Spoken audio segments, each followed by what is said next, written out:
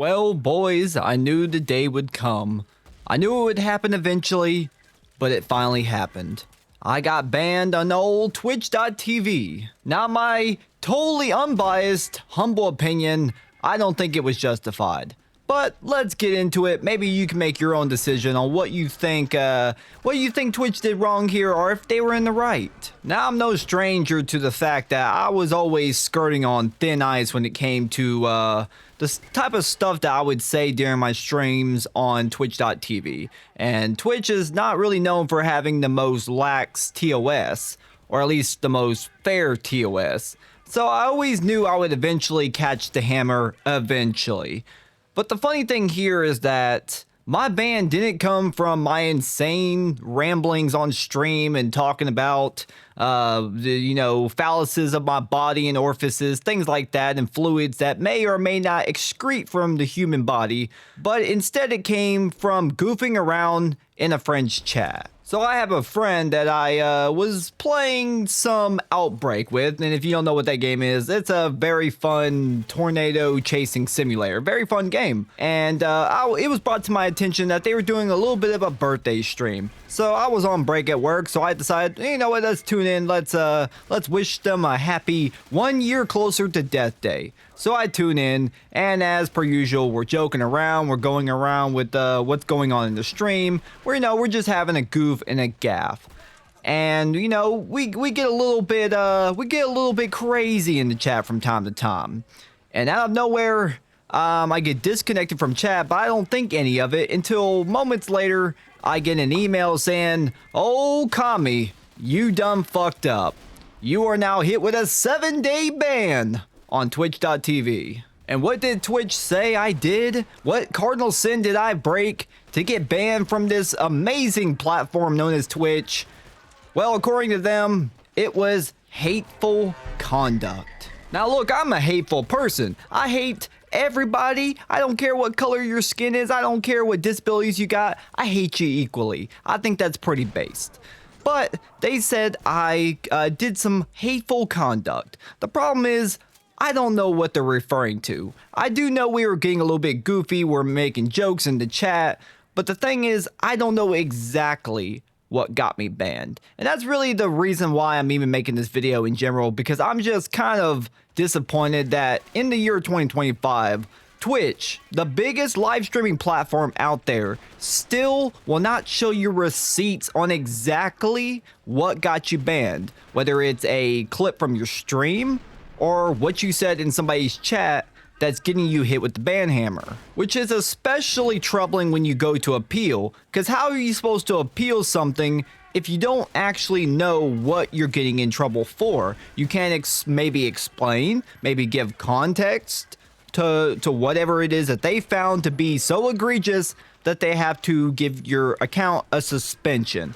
But I have no idea what I said. Do I have maybe a slight idea of the things we were saying in chat that could have got me in trouble? Yeah, but I don't know exactly what they found to be so heinous that they decided that I needed to be off the platform for a week. And the thing is, they obviously have these stored in their system in the back end, because I appealed it and they upheld the suspension. They still found it to be so egregious that they said I need to take a timeout for a week. So they obviously have receipts, but they don't feel the need to actually show you those receipts. And I think that's just kind of bullcrap. And I know it's a very tired argument, but it still needs to be said. In this current year, where we have streamers like Hassan Piker, like Frogan, like Denims, going on the daily and saying some of the most insane shit, things that I think 100% would very much violate Twitch's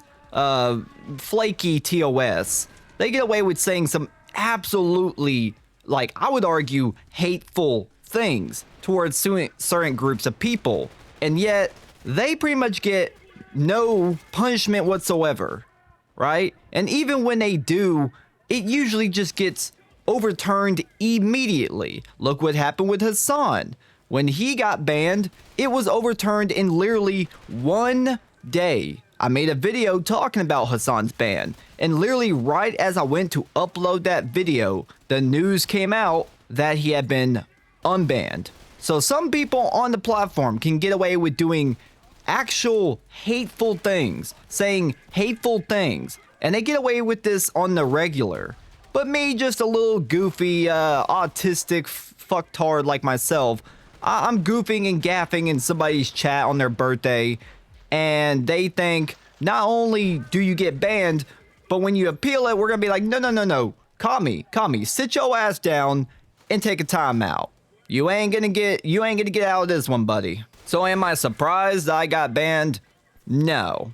I just thought it would be for the insane shit that I say on my streams. I didn't think it would be some dumb crap from somebody's chat, of all things, really. So it really took me by surprise that this is the thing that got me my first punishment on this Twitch account. And this is exactly why my kind of podcast show, Tism Thursday, which you can stream the last 2 episodes with my buddy Karis on Spotify. Little shameless plug right there, so go do that if you want some insane ramblings and weird topic switching that has horrible segues. But regardless, there's a reason why that show became a YouTube exclusive.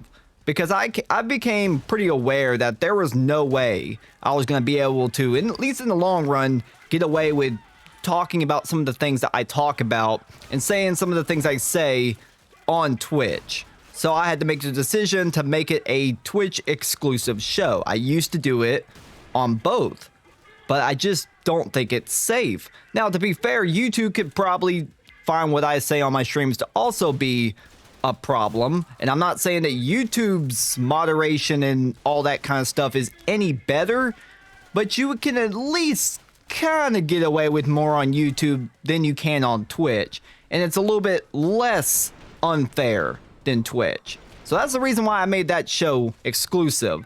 And things like this really show me that Twitch will really get you for the smallest things. Also, side note, obviously somebody that was in that person's chat reported me, and whoever it was, you a bitch, okay? You a bitch. I'm pretty sure Twitch isn't just watching every small streamer's chats for egregious messages, so somebody obviously reported me. So to that person, eat my hairy ass. That's really it.